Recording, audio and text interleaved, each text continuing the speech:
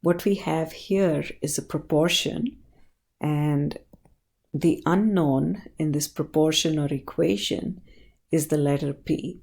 So a proportion is nothing but an equation with a ratio on the left and a ratio on the right.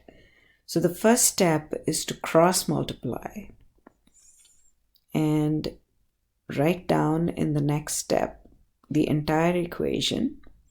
So 24p equals 30 times 8. So right now, do not multiply these numbers, and you'll see why. We need to solve for p first.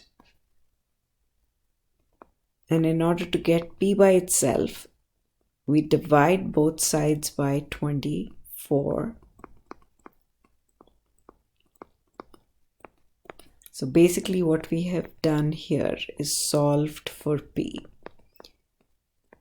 Now the only thing left is to simplify the value of p.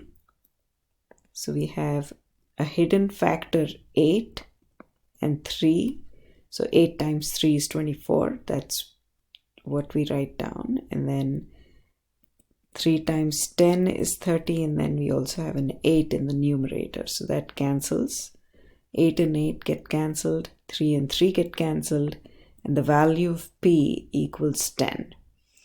And the way you could check your answer, check if 10 is the correct answer, plug it back into the original equation, into the first step, and see if both sides are equal. We could cross multiply. 10 times 24 is equal to 30 times 8. So that's 240 equals 240. What this tells us is that p equals 10 satisfies the equation, which means it is the correct solution to this equation.